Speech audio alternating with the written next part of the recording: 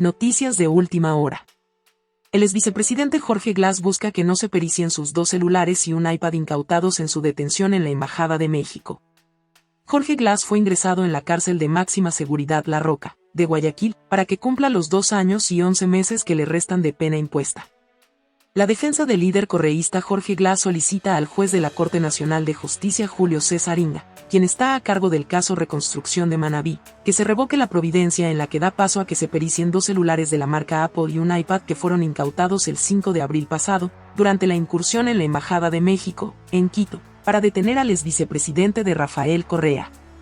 El 12 de abril pasado, Inga autorizó a que los equipos electrónicos de Glas sean sometidos a un proceso de extracción de información, análisis, materialización y transcripción de su contenido. Este pedido fue solicitado por el fiscal general subrogante Will Sonto Inga. Los 3 dispositivos de Glas fueron ingresados con cadena de custodia en el Centro de Acopio de Indicios y Evidencias de Criminalística de la Policía Nacional, de Quito, luego que el vicepresidente fue capturado en la Embajada de México. Andrés Villegas Pico, defensa del correísta que mantiene 2 sentencias en firme por actos de corrupción cometidos cuando estuvo en funciones, cree que la cadena de custodia está irremediablemente comprometida, pues quien recibió la evidencia, entre ella, los 2 celulares y el iPad, no estuvo cuando se produjo la incautación, por lo que no tiene la certeza de que las cosas que aparecen descritas en el parte policial respectivo son las mismas cosas que fueron tomadas en la Embajada de México. La noche de ese 5 de abril. Tampoco, dice Villegas, existe la certeza de qué es lo que pasó en el trayecto desde la Embajada de México en Quito hasta la unidad de flagrancia, en donde fue ingresado Jorge Glas luego que se cumplió con la orden de ubicación y captura, con las cosas incautadas. Incluso refiere que no conocen cuántas personas tuvieron contacto o acceso a las evidencias incautadas, entre ellas, los dispositivos electrónicos.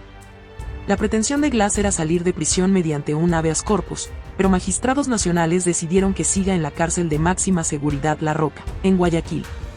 El Tribunal de la Corte Nacional que conoció el recurso de habeas corpus concluyó que la detención fue ilegal y arbitraria. Seguimos con las noticias. Daniel Noboa encarga el Ministerio de Energía a Roberto Luque, ministro de Transporte y Obras Públicas. Los cortes de energía de los últimos días y sospechas de sabotaje al sector eléctrico motivaron al presidente a pedirle la renuncia a Andrea Arrobo. El presidente Daniel Noboa encargó el Ministerio de Energía y Minas al actual ministro de Transporte y Obras Públicas, Roberto Luque Núquez. Esta decisión la oficializó a través del decreto 222 y tras el pedido de renuncia a Andrea Arrobo, quien ocupaba esa cartera de Estado desde que inició el gobierno. Los cortes de energía que sufrió Ecuador en los últimos días y sospechas de sabotaje al sector eléctrico motivaron al presidente Daniel Noboa a pedirle la renuncia a Arrobo, quien fue posesionada en el cargo el 23 de noviembre pasado. Además, Noboa anunció que se ha iniciado una investigación por sabotaje porque hay en ciertas zonas, en ciertas plantas eléctricas, ha habido sabotaje. Nosotros no vamos a permitir que eso pase y lo hacen de miserables la última semana antes de una consulta popular porque saben que la tenían perdida. Aunque Arrobo es la primera ministra a la que Noboa le pide la renuncia, oficialmente es la segunda baja del gobierno. En tanto, Luque Núquez, de 36 años, es ingeniero civil. Fue el mejor graduado de su promoción en la Universidad Católica de Santiago de Guayaquil en el 2011. Luego, realizó una maestría enfocándose en ingeniería geotécnica en la Universidad de California Berkeley, donde también procedió con estudios de doctorado. Seguimos con las noticias. Presidente Daniel Noboa, no vamos a dar más apagones esta semana. El Ministerio de Energía informó que el martes 16 y miércoles 17 de abril se realizarán racionamientos temporales de energía. El presidente Daniel Noboa informó que esta semana no se darán más apagones, aunque no especificó si los cortes que ya fueron anunciados serán cancelados. Este anuncio se da luego que el lunes, 15 de abril por la noche se anunciaran racionamientos de energía temporales en el país este martes 16 y miércoles, 17 de abril. Nadie a mí me va a cuentear en el último segundo que tenemos que darle 5 horas de apagón a Guayas, nosotros no vamos a dar más apagones esta semana, eso lo hemos tomado como decisión, dijo el mandatario durante la entrega de becas a jóvenes, en Guayaquil. El mandatario declaró en emergencia el sector eléctrico del país, pidió la renuncia de la ministra de Energía y Minas, Andrea Arrobo, y solicitó una investigación por sabotaje porque hay en ciertas zonas. En ciertas plantas eléctricas ha habido sabotaje, nosotros no vamos a permitir que eso pase y lo hacen de miserables, la última semana antes de una consulta popular porque saben que la tenían perdida. Agregó que toda persona involucrada será considerada no solo traidora a la patria, sino una amenaza a la seguridad nacional. Durante el fin de semana del 13 y el 14 de abril, incluido el lunes 15, se registraron cortes de electricidad en varias provincias del país.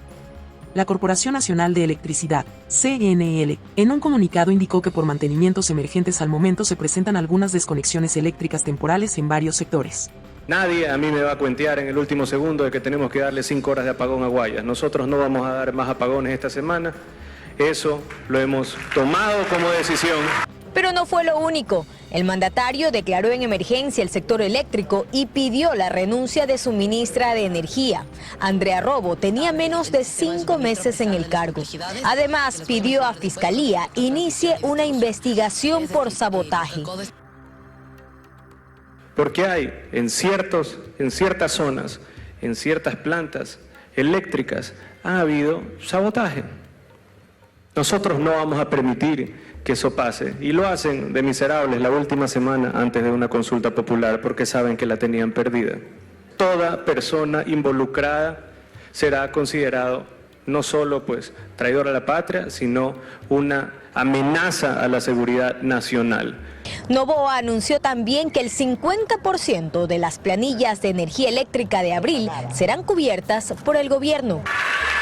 Quieren hoy en día engañar al Ecuador, a decir de que no estamos preparados para esta lucha, de que no estamos preparados para afrontar al narcoterrorismo, pero acá con fuerza, con valentía, no daremos descanso a ninguno de estos criminales, ni a los políticos, ni a los exfuncionarios, ni a los expresidentes, ni tampoco a ninguno de estos terroristas que quieren hoy en día acabar con la esperanza. A inicios de esta semana, Colombia confirmó que dejó de vender electricidad a Ecuador, mientras que la situación de los embalses en el territorio nacional es crítica ante la falta de lluvias.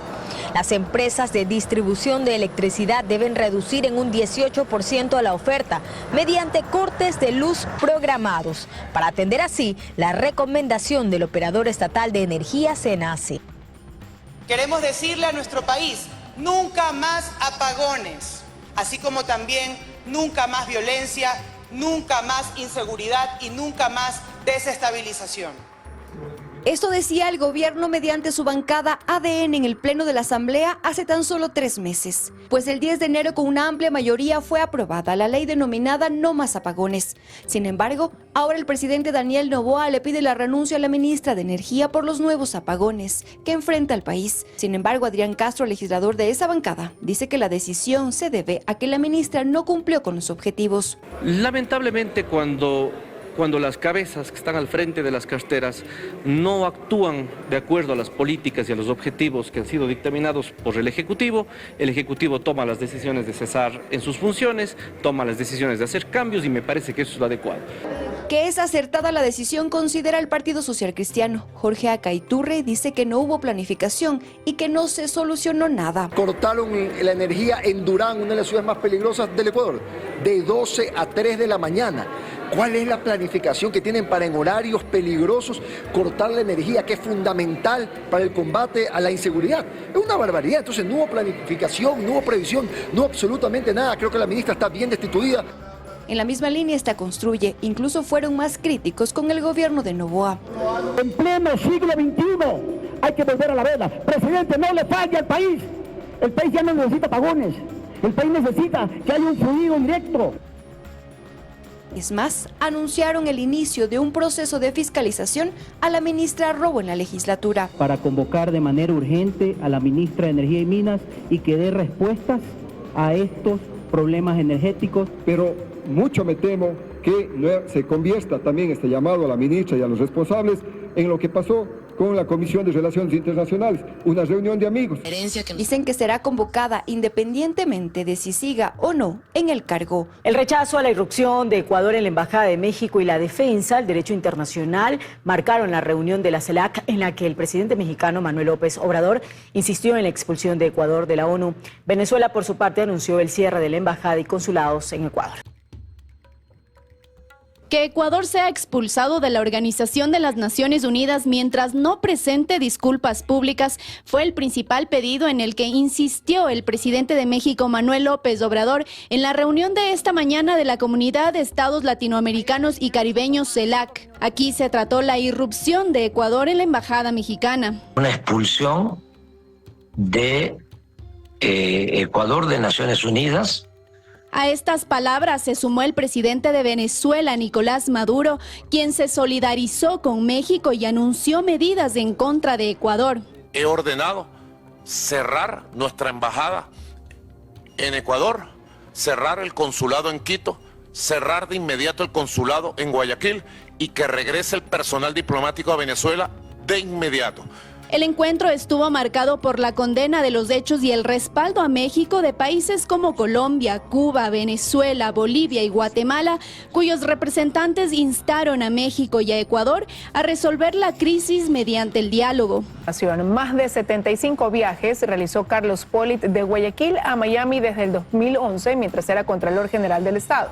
Así consta en los registros el agente Alan Vega, uno de los testigos de la justicia de Estados Unidos en el juicio que se sigue contra el excontralor. La jornada comenzó un poco tarde, a las 10:30 de la mañana, y se avanzó ya con dos testigos, que fueron Tamara Devos y Daniel Liste. Los dos fueron trabajadores de las empresas que John Pollitt, el hijo del excontralor Carlos Pollitt, habría utilizado para mover bienes inmuebles aquí en Miami. Específicamente se habló de una casa en la avenida Los Pinos, esto es en el sector de Coral Gables, y también de un edificio de oficinas que manejaba las inversiones.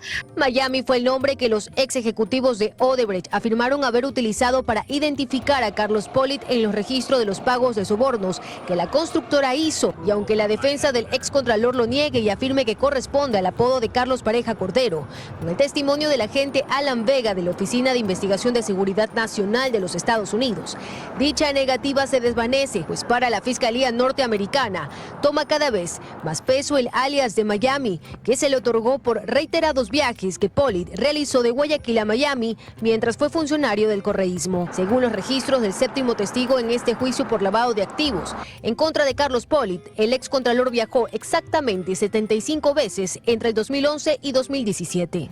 El último viaje de Pollitt se registró el 26 de mayo de 2017, justo días antes que la Fiscalía allanara su casa en Guayaquil y encontrara 15.000 euros en efectivo, además de joyas y relojes de marca. Asimismo, en esta diligencia se reveló que algunos de los pagos de los sobornos ocurrieron mientras estaba en Ecuador, lo que existiría para la Fiscalía de Estados Unidos una correlación entre los viajes y los momentos en que se realizaron los pagos de los sobornos posteriores al 27 de octubre de 2013.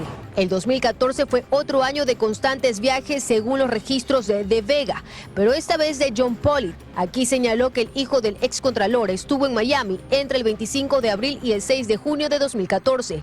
En la mitad de esas fechas, el 14 de mayo, Carlos Pollitt reenvió a su hijo un correo con una transferencia a Plastiquín. Pero no es todo. En esta segunda semana de diligencias, el panorama continúa siendo incómodo para Pollitt. Este martes, los testimonios iniciaron desde las 10:40. El primero en dar su declaración fue Daniel Liste, un ex trabajador de John Pollitt, que colaboró con él en una remodelación de esta casa, que fue comprada en el 2014 por $2.2 millones y cuya readecuación costó $1 millón más. La lujosa casa fue vendida en el 2017 en $4.1 millones.